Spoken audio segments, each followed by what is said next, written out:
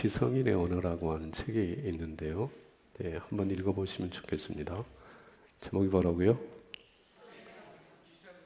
네, 지성인의 언어. 네, 그 책이 있어요. 근데 그 책에 보면 그 표지에 이렇게 돼 있어요. 지성인의 격은, 그러니까 격이란 말 우리가 쓰잖아요. 품격이 있다, 또 인격이 참 좋다, 그런 말을 쓰는데, 지성인이라고 하면 지성인의 격은, 그러니까 지성인을 좀 구분하는 어떤 기준이 있다면 그것은 말과 글과 태도다. 예, 표지에 그렇게 적혀 있어요. 그러니까 내가 지성인인지 아닌지를 어떻게 분별할 수 있느냐? 말을, 글을, 태도를 보면 지성인인지 아닌지 분별해 볼 수 있다는 거죠. 여러분의 입에서 흘러가는 말이 어떤 말이냐? 그 말이 여러분의 격을 결정한다는 거죠. 그런 차원에서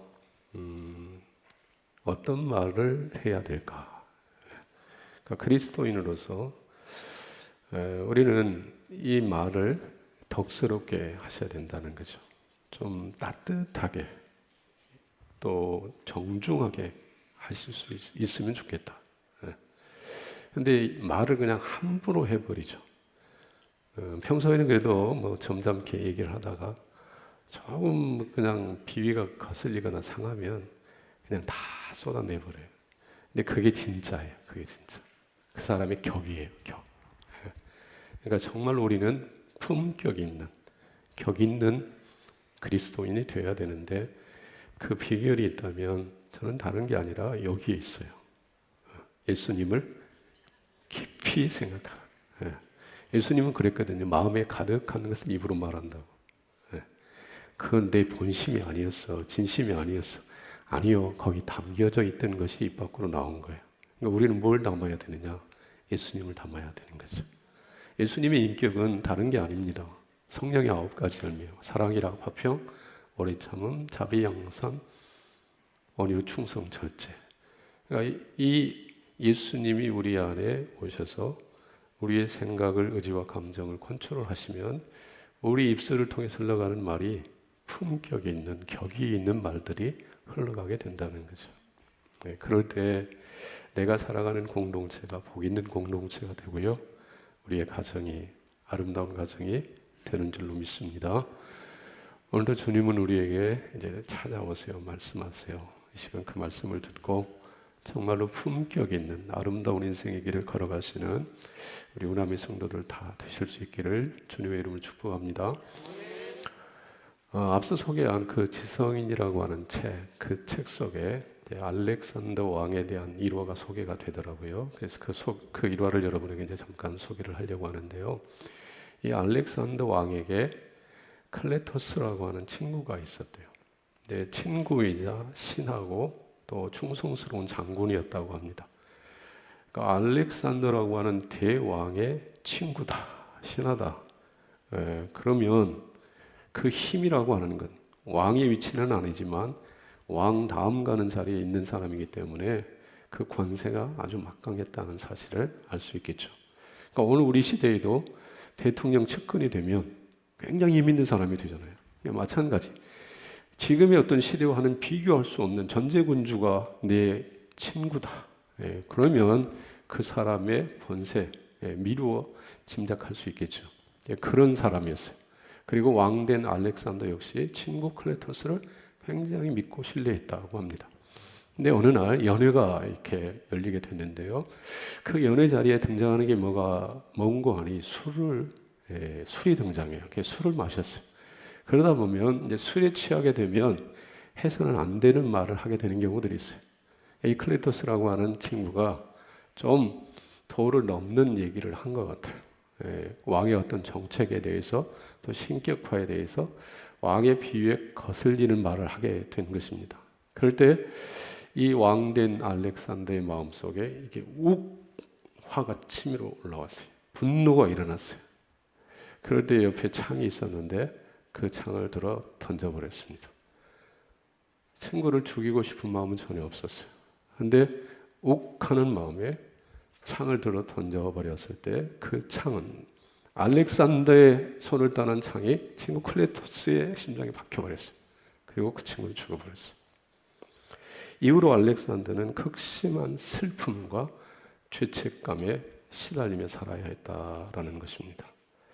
이 짧은 일화를 통해서 2025년을 살아가는 우리가 이 일화 속에서 좀 배워야 될 교훈, 생각해야 될 어떤 메시지가 있다면 뭘까? 첫째는요, 술 취하면 안 된다는 거예요. 술 취하면 통제가 잘 안 돼. 자기 생각, 감정, 의지가 제대로 제어가 안 돼. 그러니까 술 취하면 절대로 안 된다. 이 교훈 하나 받으셔야 되고요. 그리고 또 하나, 분노, 이 혈기, 아마 대부분은 경험하실 거예요. 그냥 평소에는 괜찮은데 뭔가 좀 거슬리거나 화나는 일이 일어났을 때 그 분노, 이 화를 컨트롤이 돼야 되는데 이게 안 되잖아요. 그래가지고 삶을 완전히 망가뜨려 버리는, 삶이 완전히 무너져 버리는 일들이 우리 살아가는 삶의 자리에 많이 있어요. 화나가지고 불에 불질러 버리잖아요. 화가 나가지고 그냥 사람을 죽이기도 하잖아요. 그러니까 이 분노, 화 다스릴 수 있어야 된다. 그리고 이제 제가 드리고 싶은 말씀, 화난다고 창 던지면 절대로 안 된다. 여러분 곁에는 창이 있습니까? 없습니까? 없어요. 근데 있어. 다 보면 창이 있어. 알렉산더가 가지고 던졌던 창, 그 창은 없는데 우리 주변에 많은 창이 있어요. 미움의 창이 있어요. 분노의 창이 있어요. 시기의 창이 있어요. 질투의 창이 있어요. 그 창을 누구에게 던지느냐? 김정은에게 안 던져. 배우자에게 던져. 부모에게 던져. 자식에게 던져. 그러니까 삶이 엉망이 돼버려요. 여러분이 던진 그 창이, 미움의 창이, 시기의 창이, 질투의 창이 심장에 꽂힐 때 여러분 얼마나 아픈지 아세요? 얼마나 힘들겠어요? 피를 철철철 흘리며 죽어가는 거죠. 저는 오늘 정말 사랑하는 사람에게 우리가 던져야 될 창이 있다면 어떤 창일까? 그러니까 저번에 제가 사울 왕이 수금을 타는 다윗을 향하여 죽음의 창을 던졌다, 그런 말씀도 드렸어요. 근데 그런 창 던지면 안 되고, 내 옆에 있는 사람은 내가 사랑하는 사람이에요. 정말 아껴야 될 사람이에요. 그 사람을 향하여 내가 던져야 될 창, 주어야 할 사랑이 있다면 그게 어떤 사랑이어야 되느냐, 그런 메시지를 좀 생각해 보시라는 거죠. 그래서 정말로 더불어 사는 여러분 곁에 있는 사람들, 함께 손잡고 인생의 길을 걸어가는 사람들에게 이 알렉산더나 사울왕이 던졌던 죽음의 창 던지지 말고, 정말로 그 사람이 활짝 웃을 수 있는, 기뻐할 수 있는, 이렇게 좀 어두웠다가 다시 밝게 웃을 수 있는 그런 좋은 것을 주면 좋겠다. 그것이 뭘까? 오늘 말씀을 통해서 좀 확인을 하고 그걸 주면서 정말 행복하게 기쁘게 인생의 길을 걸어가시는 우리 우남의 성도들 다 될 수 있기를 주님의 이름으로 축복합니다. 자, 오늘 본문 이제 요한계시록 17장, 이제 요한계시록 거의 3분의 2가 지나갔어요. 3분의 1만 가면 됩니다. 지루하지 않으시죠? 기대가 되지 않으세요? 21장, 22장 얼마 안 남았어요. 고지가 저기예요, 저기. 다 왔어. 자, 이제 16장 지나 17장에 16장에서 7 대접 심판 들으셨어요. 그리고 이제 17장에 도착을 했는데, 이 17장은 한마디로 얘기하면 음녀와 짐승과 음녀가 어떤 존재인지, 그들의 결국이 어떠한지를 말씀해 주는 장, 이 17장이라고 할 수 있습니다. 자, 먼저 1절 한번 보겠습니다. 자, 1절 같이 보겠습니다. 7 대접을 가진 이리로 오라. 많은 물 위에 앉은 큰 음녀가 받을 심판을 내게 보이리라. 자, 이 말씀 가운데 사도 요한으로 하여금 이리로 오라. 예, 그리고 큰 음녀가 받을 심판을 내게 보이리라 이렇게 말씀하시는 분 누구일까요? 예, 요한계시록을 문자적으로 이해하면 삼천포로 간다 그런 말씀을 드렸어요. 그러니까 인나팔 대접 그 심판의 주체는 예수님이시다. 심판의 대상은 예수님을 믿고 따르는 성도들이 아니라 예수님을 거부하고 하나님을 믿지 않고 비방하는 땅에 거하는 자들이다. 이걸 상징으로 이해를 하셔야 된다고 말씀을 드렸어요. 지금 사도 요한에게 큰 음녀가 받을 심판을 내게 보이리라 말씀하시는 분은 예수 그리스도이십니다. 그러니까 지금 요한을 부르신 이유는 앞으로 음녀가 어떻게 역사하고 그 음녀의 결국 짐승의 결국이 어떠할 것인가를 보이시겠다는 거예요. 그런데 이 말씀 가운데 보면 이 음녀가요, 큰 음녀가요, 많은 물 위에 앉아 있다 그렇게 표현하고 있어요. 그러면 이 많은 물이라는 게 뭘까? 오늘 본문은 아니지만 17장 15절에 이렇게 말씀하고 있어요. 같이 한번 보겠습니다. 15절 말씀. 또 천사가 내게 말하되 내가 본 바 음녀가 앉아있는 물은 백성과 무리와 열국과 방언들이냐. 백성, 무리, 열국의 방언. 그러니까 온 나라 사람들. 그러니까 음녀는 한 지역, 한 나라에만 역사하는 것이 아니라 모든 열방 가운데 역사하는 존재라고 하는 사실을 이렇게 말씀하고 있는 거예요. 자, 그런데 이 음녀의 모습을 이제 정체에 대해서 다시 구체적으로 말씀을 해주시는데요. 2절과 3절 말씀 보겠습니다. 땅의 임금들도 그와 더불어 음행하였고 땅에 사는 자들도 그 음행의 포도주에 취하였다 하고 곧 성령으로 나를 데리고 광야로 가니라. 내가 보니 여자가 붉은 빛 짐승을 탔는데 그 짐승의 몸에 하나님을 모독하는 이름들이 가득하고 7머리와 10뿔이 있으며. 여기 큰 음녀라고 그랬죠. 음녀. 여러분 어떤 이미지가 그려지시나요?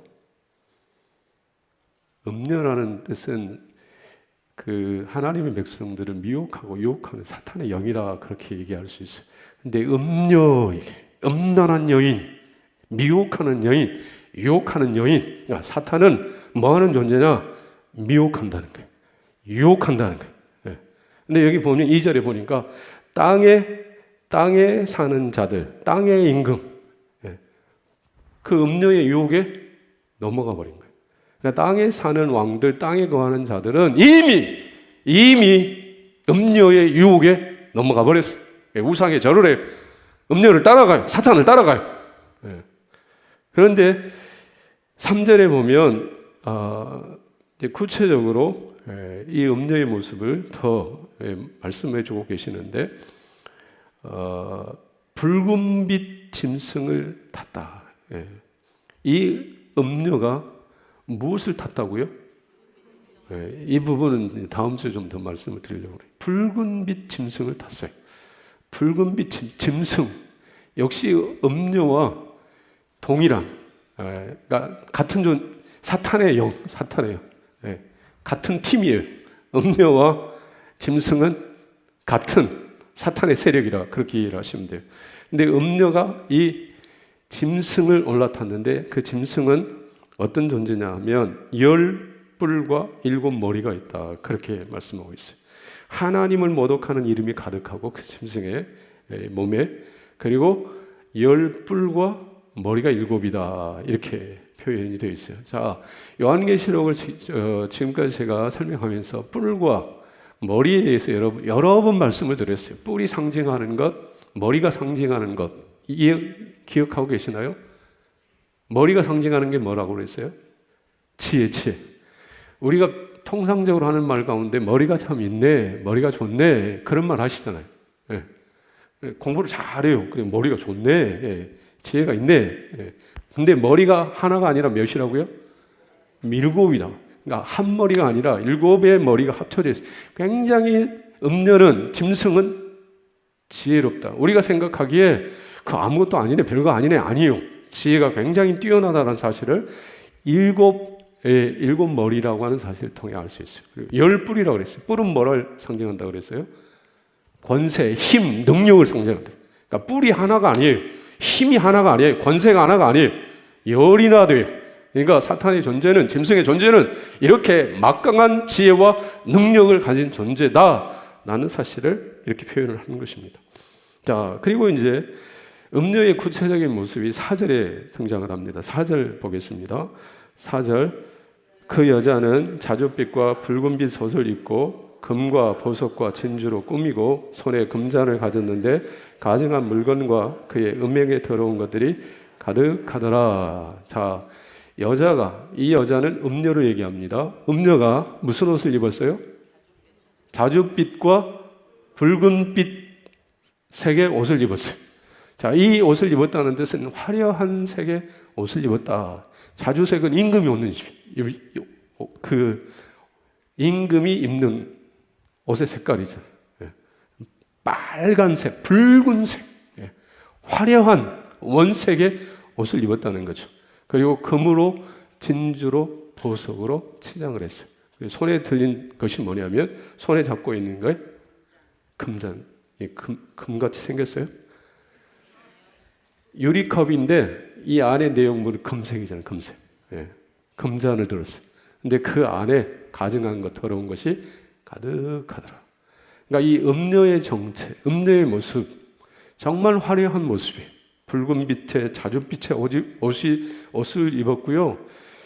여인들이 정말로 좋아하고 사랑하고 갖고 싶어하는 온갖 보석으로 다 장식이 되어 있어요. 진주가 있잖아요.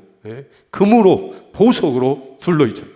그러니까 음녀는, 짐승은 하나님의 백성들을 그런 화려한 모습으로 미혹하고 유혹한다는 것이죠. 이게 음녀의 정체입니다. 자, 그런데 사도 요한에게 예수님께서 1절에 음녀의 큰 음녀가 받을 심판을 내게 보이리라 그랬어요. 그러니까 음녀의 정체를 알려주시고 그 음녀와 짐승의 결국이 어떠하다는 것을 17장에서 가르쳐 주세요. 그 결국이 어떠한 것이냐 하면 멸망받는다는 거예요. 이 사실을 사도 요한에게 보이신 이유, 들려주신 이유가 뭘까? 지금 사도 요한은요, 지금 요한계시록에 나오는 성경은 95년경에 반모섬에서, 그 반모섬은 지금은 휴양지지만 사도 요한 당시 사도 요한은 휴양지에 있는 게 아니고요, 유배된 장소였어요. 반모섬이 유배지였어요. 죄 지은 사람들, 로마에 반역하는 자들, 그 유배지로 보냈어요. 그러니까 그 자리는 고통의 자리예요. 눈물의 자리예요. 그 자리에 있는 요한에게 주님이 보이신 것은, 주님이 허락하신 것은 음녀와 짐승이 받을 심판에 대해서 보이시고 말씀하셨다는 거죠. 근데 요한의 입장에서 생각해 보면 지금 요한의 삶의 자리에 정말 하나님께 원하는 것이 있다면 음녀가 받을 심판, 음녀의 정체 이런 것이 아니라 그 삶의 자리에서 벗어나는 것. 오늘 2부 예배에 오신 성도 여러분이요, 여러분이 지금 간절히 주님께 원하는 것이 있다면 어떤 것입니까? 예배하는 여러분에게 하나님께서 너 소원 있으면 얘기해보라. 한 가지는 내가 들어줄게. 다른 건 몰라도 네가 원하는 간절한 한 가지, 그 소원은 내가 들어줄 테니까 얘기해보라 하면 여러분 뭘 얘기하실래요? 음녀가 받을 심판의 결국에 대해서 알려주세요. 이렇게 얘기하실 분은 별로 없을 거예요. 하나님 건강 좀 주세요. 나 아파 죽겠어요. 아파서 못 살겠어요. 건강 좀 주세요. 건강 힘드신 분은 이렇게 얘기하실 거예요. 물질적으로 고통을 받는 분들이 계시다고 하면 하나님 내게 물질 좀 주세요. 돈 좀 주세요. 돈 좀 마음껏 써보고 이 땅을 떠났으면 좋겠어요. 내 자녀들 지금 결혼도 못하고 있는데 짝 좀 만나게 해주세요. 이런저런 소원을 얘기할 게 아니에요. 얘기하실 것입니다. 그것이 오늘 사실 현실적으로 중요해요. 필요해요. 초대교회 성도들 입장에서 지금 이 당시는요, 사도 요한 당시는요, 도미티안 황제가 통치하던 시대예요. 그 도미티안 황제는 기독교인을 너무나도 악랄한 방법으로 핍박한 황제. 예수 믿는다는 한 가지 이유로 짐승에게 던져져요. 야생동물에게 던져져 그 야생동물의 발톱, 날카로운 발톱 이빨에 찢겨 죽었어요. 산채로 매달려 가로등이 되어버렸어요. 무시무시한 환난 속에, 고통 속에 살아가는 저들이 간절히 원하는 것은 이 고통에서, 이 핍박과 환난에서 건져주세요. 이 핍박을 좀 멈춰주세요. 무슨 음료, 짐승 그런 건 나 원치 않아요. 그럴 수 있는데 주님은 사도 요한이나 그 핍박의 시대에, 환난의 시대를 살아가는 성도들이 원하는 그 요구에 대한 답이 아니라 짐승과 음녀가 받을 심판의 결국을 말씀하시더라는 거죠. 그렇게 하시는 이유가 도대체 뭘까? 두 가지 정도 이유를 생각해 볼 수 있습니다. 하나는요, 그 악의 시대가 계속되는 것이 아니라 악이 심판을 받고 음녀와 짐승이 심판을 받고 멸망을 당하는 그때가 있다. 그러니까 고난이, 지금 도미티안이라는 황제의 그 핍박이 영구적으로 계속되는 것이 아니고 멈추는 때가 있다. 환난이 그렇게 길지 않다. 잠시 잠깐이다. 이 사실을 지금 말씀해 주시는 거죠. 오늘 우리 삶의 자리에 이런저런 고난이 많이 있어요. 근데 그 고난이 영원하다면, 끝이 없다면 다 주저앉고 말 것입니다. 좌절하고 절망해 버릴 것입니다. 그런데 말이죠, 그 고난이 길지 않다. 잠시 지나간다. 조금만 지나면 환난의 폭풍은 지나가고 밝은 새날이 다가온다. 이 소망이 있으면 견딜 수 있는 거예요. 이길 수 있는 거예요. 주님은 핍박받고 고난받는 초대교회 성도들을 위로하시기 위해서, 그 낙심과 좌절의 자리에서 일으키시기 위해서 그 환난의 때가, 고난의 때가 길지 않다는 사실을 이렇게 말씀해 주시는 거라는 사실입니다. 더불어서 주님은 그 환난이 끝나고 펼쳐질 그 이후에 영광스러운 세계에 대해서도 말씀해 주신 거예요. 지금은 고난의 쓴 잔을 마시고 있어요. 그런데 그 고난의 쓴 잔을 마신 이후에 펼쳐질 세계는 지금 당하고 있는 어려움과 비견할 수 없는 놀라운 천국이, 주님의 나라가 예비되어 있다는 거예요.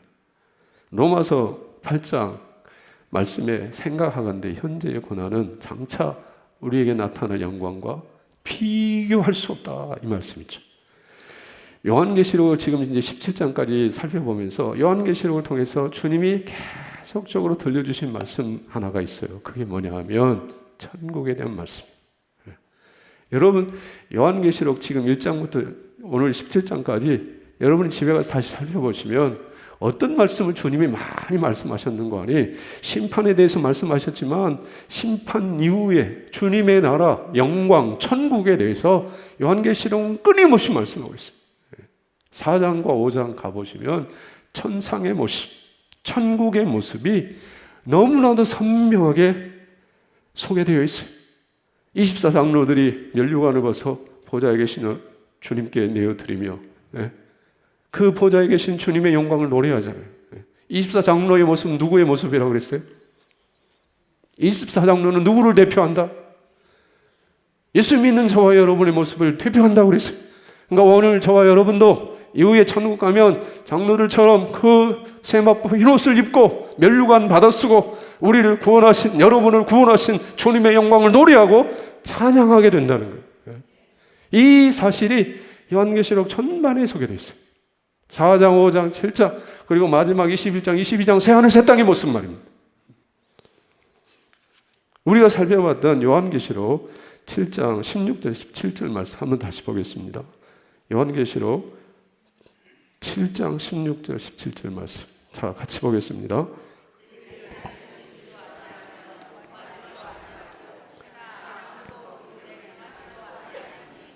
이는 보좌 가운데 계신 어린 양이 그들의 목자가 되사 생명수샘으로 인도하시고 하나님께서 그들의 눈에서 모든 눈물을 씻어 주실 것임이라.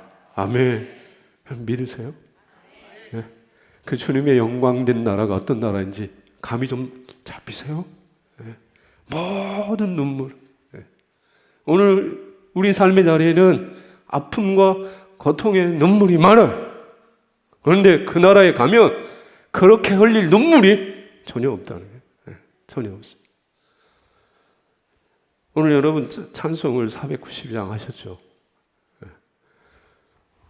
언제 그런 찬양 했나 그런 표정이신데 492장 우리 이현영 목사님이 이 찬양을 많이 해요. 예. 저 양반이 천국에 빨리 가고 싶은지 왜 이 찬양을 자주 부르나 그럴 정도로 많이 불렀어. 근데 오늘 주일에도 여러분 이 찬양을 첫 곡으로 불렀어. 영상을 다시 보시면 알아. 네, 다시 이 찬양을 했어. 근데 저도 이 찬양을 소개할까 아니면 오늘 결단의 찬양으로 제가 선택한 찬양을 할까 이제 고민하다가 이 찬양을 여러분에게 이제 소개를 하는데요. 492장. 제가 이현영 목사님한테 이 찬양 부르라고 지시하지 않았습니다. 근데 알아서 선곡을 해서 불렀어요. 그러니까 이분 마음속에 저분 마음속에 뭐가 있겠어요? 천국 소망이 있는 거죠. 그 가사가 이렇게 되어 있잖아요. 잠시 세상에 내가 살면서 항상 찬송 부르다가 날이 저물어 오라 하시면 영광 중에 나아가리. 눈물 골짜기 더듬으면서 나의 갈 길 다간 후에 주님 품 안에 내가 안기어 영원토록 살리로다. 나의 가는 길 멀고 험하며 산은 높고 골은 깊어 고난 나의 몸 쉴 곳 없어도 복된 날이 밝아오리. 열린 천국문 내가 들어가 세상 짐을 내려놓고 빛난 면류관 받아 쓰고서 주와 함께 길이 살리. 오늘 일부 예배 때 87장을 찬송을 했는데요. 그 4절은 이렇게 되어 있어요. 내 주님 영광에 옷 입고 문 열어주실 때 나 주님 나라에 들어가 영원히 살겠네. 내 주님 영광에 옷 입고 문 열어주실 때 나 주님 나라에 들어가 영원히 살겠네. 요즘은요 벨 누르면 문 열어주는 시대가 아니죠. 그냥 자기가 번호표 누르고 들어가야 돼. 근데 옛날에는 띵동 그러면 문을 열어줘야 돼. 그래야 들어갈 수 있어. 문 열어주는 사람이 여러분 누구예요? 여러분이 집에 갈 때 여러분이 집에 왔어요. 하루 일과를 마치고 직장에서 열심히 수고하고 일하다가 피곤한 몸으로 집에 와서 초인종을 눌렀어요. 누가 문 열어줘요? 문 열어줄 사람이 없어. 내가 호주머니에서 열어야 돼. 문 열어주는 사람. 사랑하는 아내가 문 열어줘요. 남편이 문 열어줘요. 아이들이 문 열어줘요. 그러면 그 집에 들어가서 쉬잖아요. 편히 쉬잖아요. 그 집에 있는 사람 나를 반겨주리 기쁨으로 사랑으로 반겨주리 있는 이는 행복한 사람 아닌가요? 주님이 그런 분이시라. 눈물도 아픔도 고통도 없는 천국을 예비하시고 그 천국 문 열어 맞아주시고 영원히 그곳에서 살게 해주시는 분, 그분이 바로 예수 그리스도이십니다. 그러니 오늘 좀 힘들어요. 오늘 좀 어려워요. 그래도 그 어려움을 넘어갈 수 있는 거잖아요. 요한복음 14장 1절부터 3절에 예수님이 이렇게 말씀하세요. 너희는 마음에 근심하지 말라. 하나님을 믿으니 또 나를 믿으라. 내 아버지 집에 거할 것이 많도다. 그렇지 않으면 너희에게 일렀으리라. 내가 너희를 위하여 거처를 예비하러 가노니 가서 너희를 위하여 거처를 예비하면 내가 다시 와서 너희를 내게로 영접하여 나 있는 곳에 너희도 있게 하리라. 이 천국 소망이 분명한 사람은요, 오늘의 어려움, 오늘의 아픔을 넉넉하게 이길 수 있는 거예요. 제가 여러분에게 저번에 몇 번 말씀을 드린 말씀 중에 주님은 우리에게 I am sorry 하신다 안 하신다가 그랬어요. 주님이 여러분에게 미안하다, 이 얘기를 하신다고 했어요? 안 하신다고 했어요? 왜 그런다고 그랬습니까? 여러분 지금 삶의 자리에 문제 있습니까? 없습니까? 여러분의 삶의 자리에 눈물 있습니까? 없습니까? 고난 있습니까? 없습니까? 나는 아무런 문제, 아무런 고난 없습니다 하시는 분 결코 없을 거예요. 내가 주님을 믿고 이렇게 2부 예배, 주일날 다른 데 가지 않고 예배를 드려요. 주님 앞에 헌신합니다. 충성합니다. 그럼에도 불구하고 삶의 자리에는 이런저런 많은 아픔이 있어요. 눈물이 있어요. 괴로움이 있어요. 해결되지 않은 많은 문제로 인해 불멸의 밤을 보내기도 해요. 그러하다면 전능하신 하나님이 내 삶에 가득한 이 아픔 문제 해결하지 않으셨으면 I am sorry, 내가 미안하다, 그렇게 말씀하심이 어쩌면 당연한데 주님은 그런 말씀을 안 하신다는 거예요. 왜요? 가장 아름다운 천국을 예비하고 계시기 때문에, 여러분을 구원하셨기 때문에. 오늘 우리 삶에 가득한 여러 가지 문제는요, 주님 앞으로 천국으로 가는, 천국으로 이끄는 나침반과 같은 거예요. GPS 같은 거예요. 내비 같은 거예요. 그러니 주님은 우리에게 I am sorry 그렇게 얘기하지 않았어요. 그리고 우리는 이제 이 육신의 장막을 벗고 주님 앞에 섰을 때 다 이제 이해하게 돼요. 다 알게 돼요. 그리고 다 아는 그 자리에서 주님이 이룰 수는 없었습니다. 그렇게 얘기할 인생이 하나도 없어요. 다 같이 면류관 벗어 보좌에 계신 주님 향하여 드리며 그 구원의 은총을 영원토록 노래하며 찬송하는 감격의 삶을 살아가게 될 것입니다. 그러니 주님은요, 그 영광의 나라를, 주님의 나라를 보이시는 거예요. 주님의 사랑은 어떤 사랑이냐? 주시는 거예요. 가장 좋은 것, 가장 영광스러운 것, 변하지 않는 것 주시는 분, 그분이 예수 그리스도예요. 근데 세상은요, 짐승은요, 음료는요, 화려한 세상의 불빛으로, 자줏빛으로, 붉은빛으로, 금으로, 진주로, 보석으로 유혹해요. 그리고 결국은 사망의 낭떠러지로 밀어버려요. 그건 사랑이 아니죠. 그건 저주죠. 죽음이죠. 그러나 예수님은 가장 좋은 것을 주시는 것입니다. 그러니까 오늘 이 땅에 내 뜻대로 안 돼요. 내 마음대로 안 돼요. 그래도 우리는 할렐루야 찬양할 수 있어요. 감사할 수 있어요. 천국이 예비되어 있기 때문에 그렇습니다. 6일날 여러분 현충일이었잖아요. 이날에 신랑 신부, 예비 신랑 신부가 결혼한다고 저를 찾아왔어요. 인사차 왔어요. 여러분 잘 아시는 분들이에요. 제가 물었습니다. 얼마나 사귀었느냐고. 한 4년 정도 사귀었다고 그래요. 교회 안에서. 우리 교회 안에서.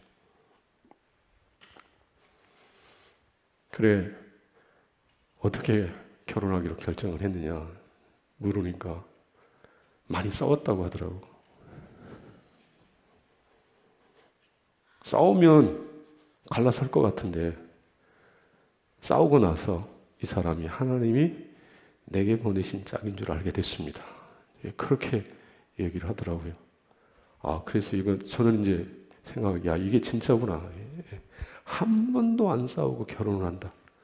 그러면은요, 좋을 것 같은데, 결혼하고 나서 후회하는 경우들이 많아. 결혼 전에 싸워봐야 돼. 대판 싸워봐야 돼. 그래야 그 사람이 진짜인지 가짜인지 분별이 되는 거죠. 분별이 돼. 근데 이제 그런 인도하심 속에 이제 결정을 하고, 결단을 하고, 이제 8월 달에 결혼을 하게 되는데, 경제적으로는 넉넉하지 않아요. 이제 신랑이 지금 서울에 있는데, 원룸에서 지낸대요. 그러면 결혼을 하면 이제 더 큰 데로 넓은 집으로 가야 되는데 그럴 형편이 아니면 못 되는 거예요. 결혼해서 당분간 그 원룸에서 지내야 된대. 여러분 같이 결혼해서 넓은 집에서 좀 넉넉한 삶을 살아야 되는데 결혼해서 살 집은 원룸이야. 보장된 게 없어. 근데 두 사람의 얼굴빛이 근심과 어둠으로 짓눌러 있지 않더라. 제 방에 들어올 때부터 그냥 하하 호호 그냥 웃고 있어. 좋다는 거예요, 다. 왜 그럴까요? 왜 막 웃어요? 원룸이 기다리고 있는데 뭐가 좋아서 그렇게 웃어요?